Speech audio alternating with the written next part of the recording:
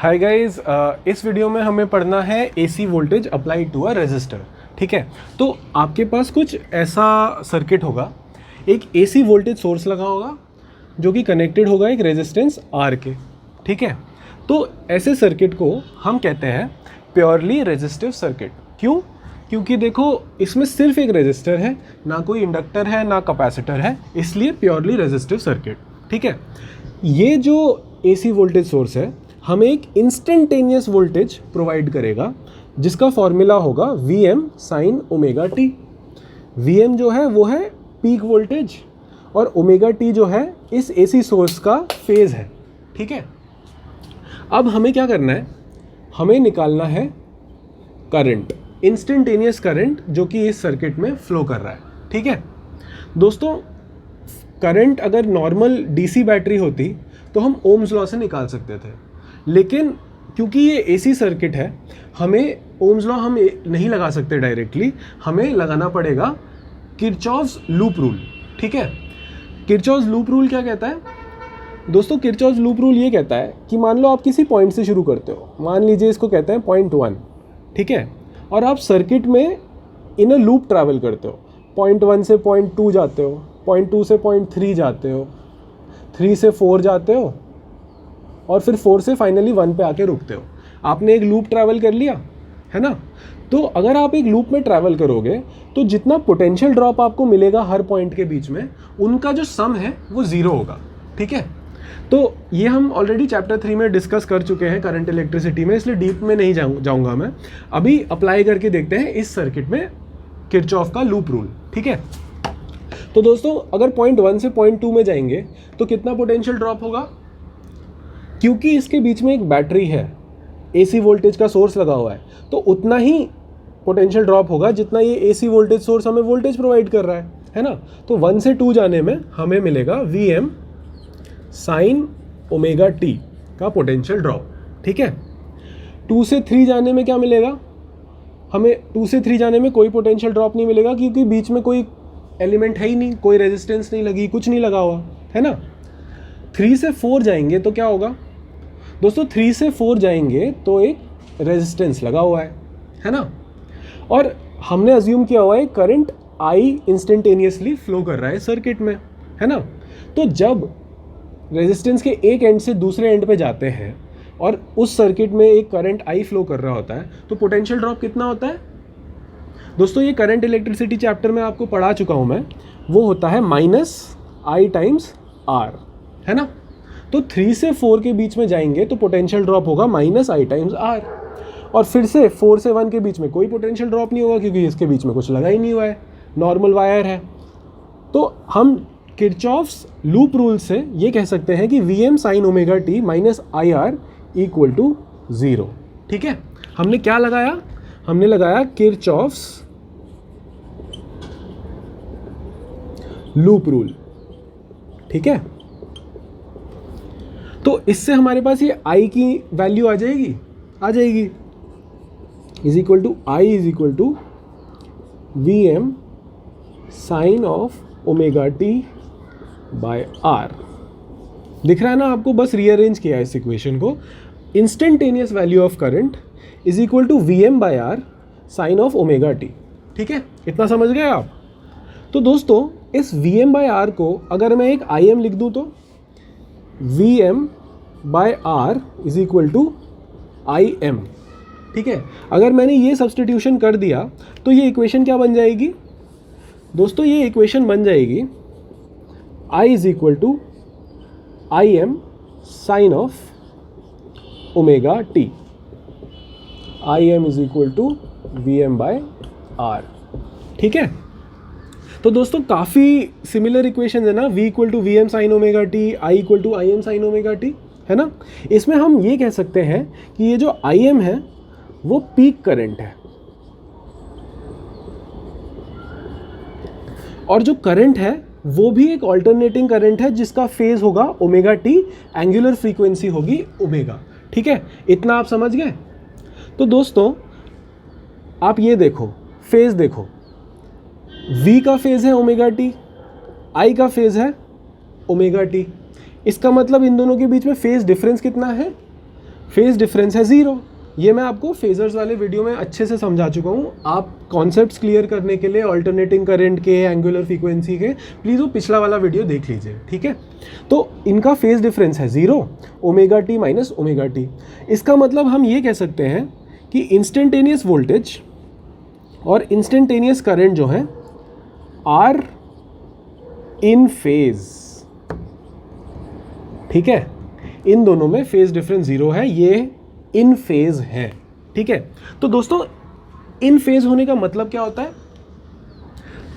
इन phase होने का मतलब ये होता है दोस्तों कि अगर हम इनका ग्राफ बनाएंगे, ठीक है, मान लीजिए ये आपकी ओमेगा टी की एक्सिस है और यहाँ पे वाई एक्सिस में मैं पोटेंशियल, इंस्टेंटेनियस वोल्टेज और इंस्टेंटेनियस करंट को प्लॉट कर रहा हूँ। तो अगर मान लीजिए ये मेरा इंस्टेंटेनियस वोल्टेज का कर्व था और ये मेरा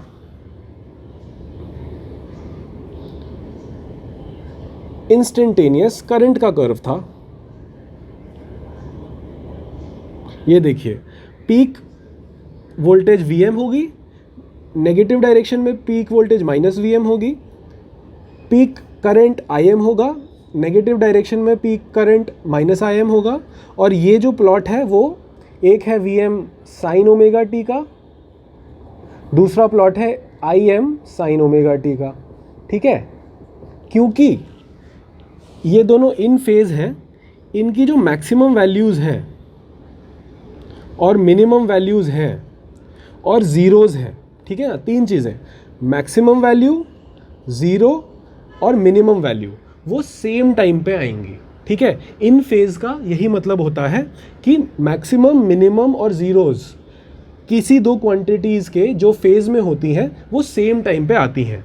और वो दिख भी रहा है, दोनों साइन ओमेगा टी का ही प्लॉट फॉलो कर रही हैं। तो दोनों की जो मैक्सिमम मिनिमम है वो साइन ओमेगा टी, जब ओमेगा टी बराबर ही होंगे तभी आएंगी, है ना।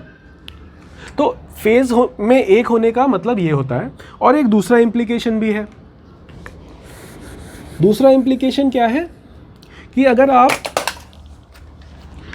आप इनका फेज डायग्राम बनाओगे, ठीक है ना, जो कि मैं आपको फेजर्स वाले वीडियो में बनाना सिखा चुका हूं दोस्तों। अगर आपको फेजर्स बनाने नहीं आते तो आप पिछला वीडियो ज़रूर देखना, ठीक है। तो अगर आप इनका फेजर डायग्राम बनाओगे, मान लीजिए आपने पोटेंशियल का फेजर डायग्राम बनाया, तो वो Vm लेंथ का बनेगा, है ना। और किसी टाइम t पे ये एंगल होगा ओमेगा टी, ठीक है। और अगर आप करंट का फेजर बनाओगे तो वो, उसकी लेंथ तो अलग होगी दोस्तों, उसकी लेंथ तो कुछ Im लेंथ की होगी, ठीक है ना। ये जो डिस्टेंस होगा ओरिजिन से हमारे करंट के फेजर के एंड पॉइंट तक, उसकी लेंथ तो उसके Im के बराबर होगी, मैग्नीट्यूड ऑफ मैक्सिमम करंट, है ना। लेकिन जो एंगल होगा ना वो ओमेगा टी ही होगा, ठीक है। दोनों Im और Vm, करंट और V, करंट और पोटेंशियल डिफरेंस का जो फेजर होगा वो सेम एंगल पे होगा, सेम डायरेक्शन में होगा, उन दोनों के बीच में कोई डिफरेंस नहीं होगा, ठीक है। दो चीज़ें सीखी हमने, एक तो मैक्सिमम, मिनिमम और ज़ीरो सेम टाइम पे आएंगे, और फेजर्स जो होंगे वो एक ही डायरेक्शन में होंगे, चाहे उनकी लेंथ अलग अलग हो, ठीक है। इतना समझ गए हम। एक और बात दोस्तों, ये वाली इक्वेशन देखो आप, I equal to instantaneous current is equal to Vm by R sine omega t, ठीक है। ये पोर्शन क्या है दोस्तों? ये पोर्शन इसके बराबर नहीं है, V equal to Vm sine omega t में इंस्टेंटेनियस वोल्टेज के। तो मैं ऐसा लिख सकता हूँ, I is equal to instantaneous voltage by R, है ना।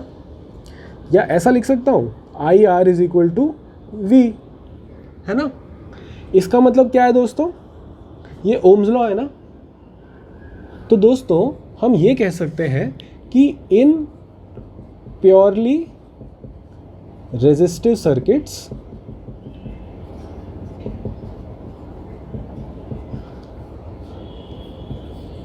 ओम्स लॉ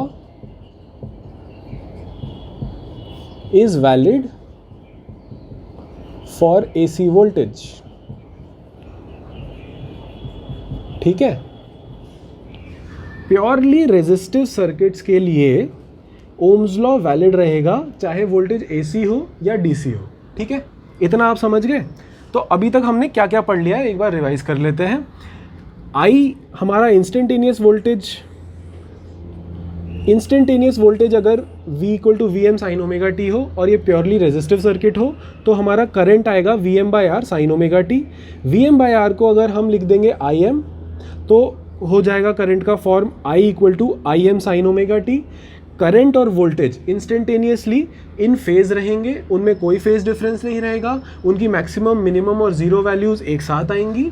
और फाइनली अगर फेजर्स ड्रॉ करेंगे तो फेजर्स अलाइंड होंगे एक दूसरे के, सेम एंगल होगा उन दोनों के बीच में, और उन दोनों की लेंथ अलग हो सकती है लेकिन कोई एंगुलर डिफरेंस नहीं होगा, ठीक है। और तीसरी चीज़, अगर हमारा AC वोल्टेज हो लेकिन प्योरली रेजिस्टिव सर्किट हो तो भी ओम्स लॉ जो है वो वैलिड होता है, ठीक है।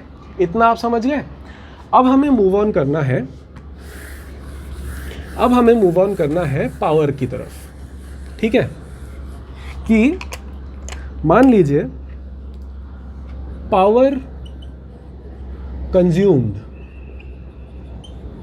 कितनी होगी, ठीक है।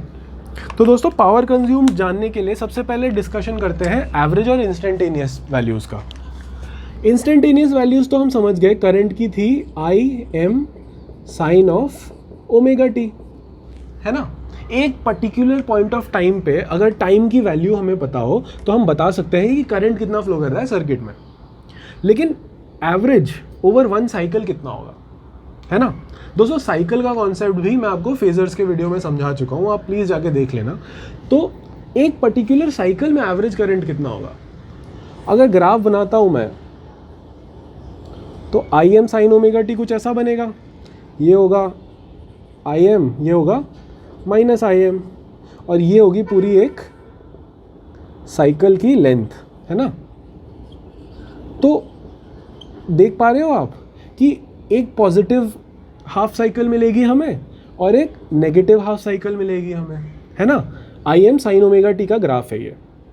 तो ये दोनों को अगर आप ऐड करोगे तो इन दोनों का सम हो जाएगा 0 और हमें average current over one cycle वो भी मिलेगा 0, है ना। साइन की जो एवरेज वैल्यू होती है ओवर वन साइकिल ये 0 होती है, ठीक है, ये याद रखना। तो वैसे ही एवरेज वोल्टेज भी हमें 0 मिलेगी, क्यों, क्योंकि Vm sin ओमेगा टी होता है वो। यहाँ पे भी साइन का ग्राफ है तो वो भी 0 ही देगा हमें एवरेज वोल्टेज। लेकिन सवाल उठता है कि अगर एवरेज करंट 0 है तो एक साइकिल में क्या पावर कंज्यूम भी 0 होगी?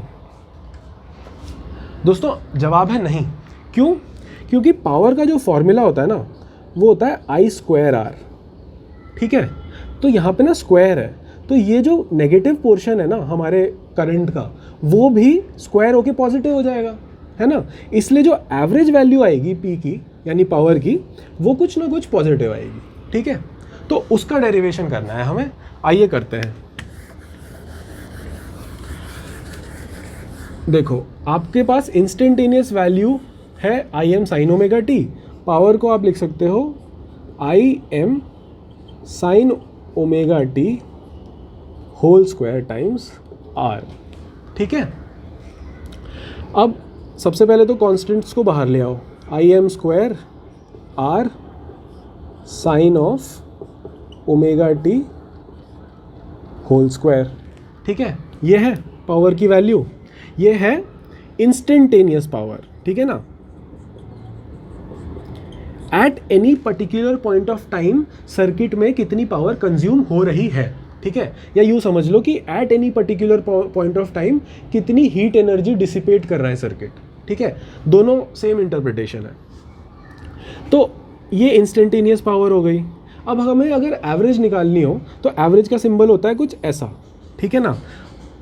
हमने बना दिए ट्रायंगुलर ब्रैकेट्स, ठीक है। तो इसका मतलब होता है कि हम एवरेज निकालना चाह रहे हैं इस टर्म की, ठीक है। तो दोस्तों Im² R तो बाहर ही रहेगा इन ट्रायंगुलर ब्रैकेट्स के। क्यों? क्योंकि ये तो कांस्टेंट है, आई एम कांस्टेंट है, हम जानते हैं, रेजिस्टेंस की वैल्यू हम जानते हैं, वो भी कांस्टेंट है।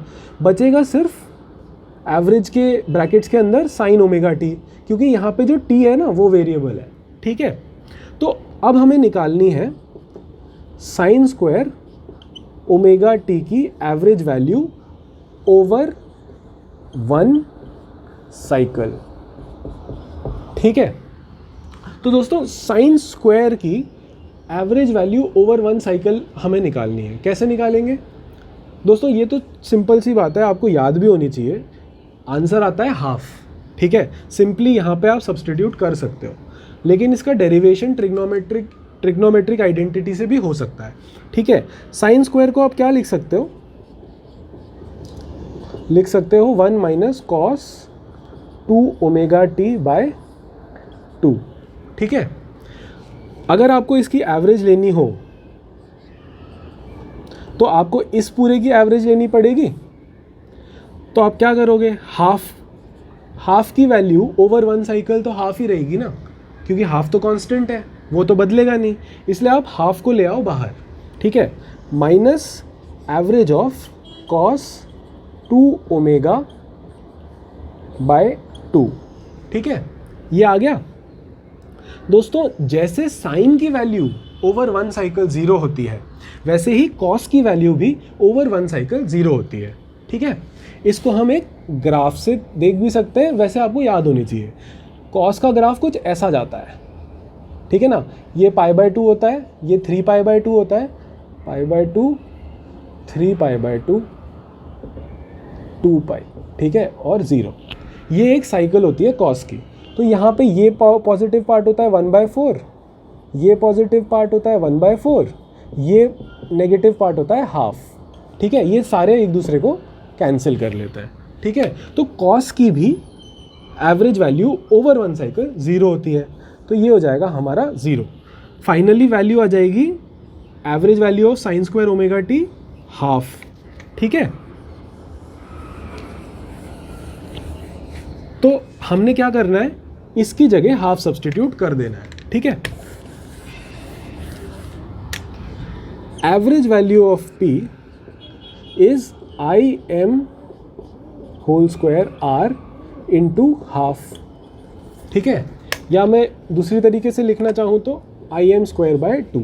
ठीक है, ये आ गया, इतना समझ गए आप। एवरेज P, ये क्या है average P? Power consumed in 1 cycle. ठीक है ना, average power consumed in 1 cycle, या कोई आपसे बोले तो heat dissipated in the circuit in 1 cycle. ठीक है, ये है आपकी IM square by 2 times R, ये होती है आपकी power.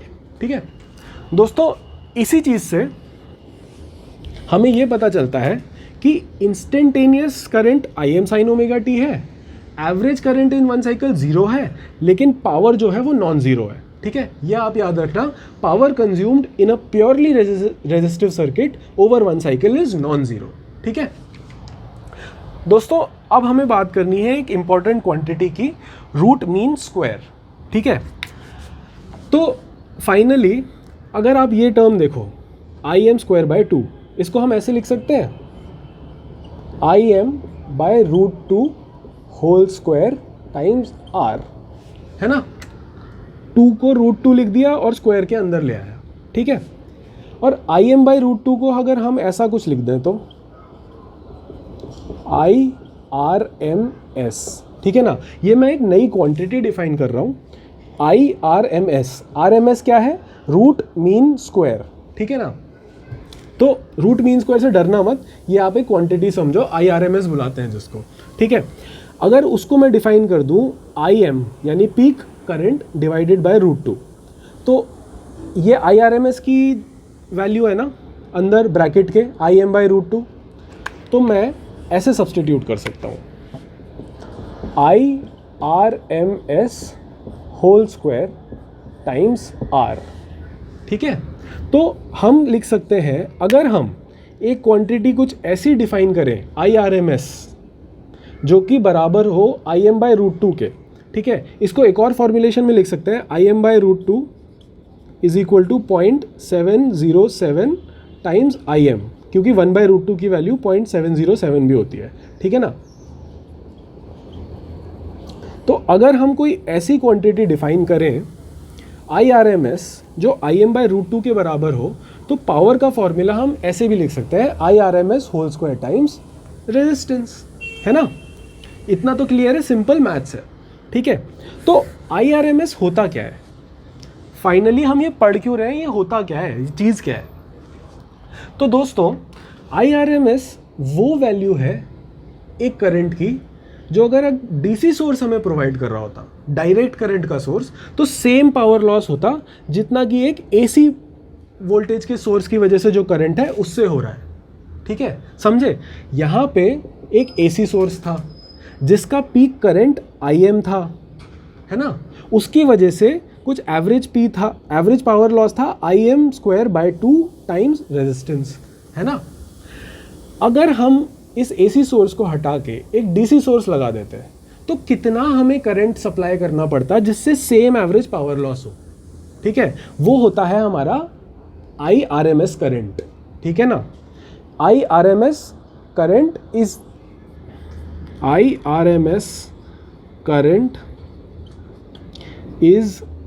that value of DC current that provides the same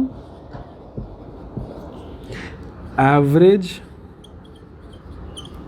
power loss as our AC source, ठीक है, इतना समझ गए।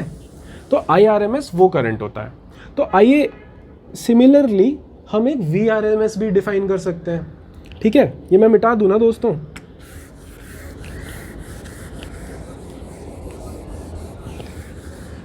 VRMS हम कैसे डिफाइन करेंगे, आपकी जो पीक वोल्टेज है डिवाइडेड बाय √2 या फिर 0.707 टाइम VM, ठीक है। अगर हमने VRMS ऐसे डिफाइन कर दिया, IRMS हम ऑलरेडी डिफाइन कर चुके हैं, तो हम पावर को लिख सकते हैं IRMS whole square times R, या फिर क्योंकि ओम्स लॉ वैलिड होता है प्योरली रेजिस्टिव सर्किट में, है ना, तो हम सब्स्टिट्यूशन कर सकते हैं जैसे कि हमने ओम्स लॉ के लिए किए थे। हमने 3 सब्स्टिट्यूशंस किए थे ना ओम्स लॉ में, करंट इलेक्ट्रिसिटी में, P = I²R is equal to V times I is equal to V²/R। ये 3 चीज़ें की थी हमने, याद है आपको, ठीक है। तो वैसे ही हम यहाँ पे भी सब्स्टिट्यूट कर सकते हैं, VRMS टाइम्स IRMS, ठीक है, इज इक्वल टू V²RMS/R। तो ये 3 इक्वेशंस आपको पावर के लिए मिल जाएंगी, ठीक है। तो आपको ये तीनों इक्वेशंस याद रखनी है, ठीक है। इससे हमें एक और चीज़ पता चलती है, RMS वैल्यूज़ हम इसलिए यूज़ करते हैं, चाहे वो करंट की RMS वैल्यू हो, चाहे वो पोटेंशियल डिफरेंस की RMS वैल्यू हो, क्योंकि उससे हमें AC वोल्टेज के लिए भी वही सेम रिलेशन मिल जाते हैं जो कि हमें DC वोल्टेज से मिल रहे थे। DC वोल्टेज में हमें पावर के रिलेशंस ये मिल रहे थे, और RMS वैल्यूज़ यूज़ करके भी हमें सिमिलर रिलेशंस मिल जा रहे हैं पावर के लिए। इसीलिए हमारी जो एनालिसिस होती है AC सर्किट की for a purely resistive circuit, वो बड़ी आसान हो जाती है। इसीलिए हम RMS वैल्यूज़ यूज़ करना प्रेफर करते हैं, ठीक है। ये आपको याद रखना है दोस्तों। RMS वैल्यू की एक और बात है जो आपको याद रखनी होगी कि क्वेश्चंस में जनरली RMS वैल्यूज़ ही दी होती हैं, ठीक है ना। जब आपको बोला जाता है कि potential difference is 220 volts across a circuit, ठीक है ना, तो वो जनरली आप क्वेश्चन में ध्यान देना, वो RMS वैल्यू की ही बात कर रहे होंगे। तो आपको अगर पीक वैल्यू निकालनी है, मान लीजिए 220 वोल्ट जो है वो RMS वैल्यू है, ठीक है। तो अगर आपको इससे पीक वैल्यू निकालनी है तो आप क्या करोगे दोस्तों, आप फॉर्मूला लगाओगे Vm is equal to VRMS multiplied by √2, है ना, यानी कि 220 मल्टीप्लाइड बाय √2, ठीक है। वो आप कैलकुलेट कर लेना, क्वेश्चंस में ध्यान देना कि RMS वैल्यू दी है या फिर डायरेक्टली पीक वोल्टेज ही दी हुई है, जनरली VRMS दी होगी, ठीक है।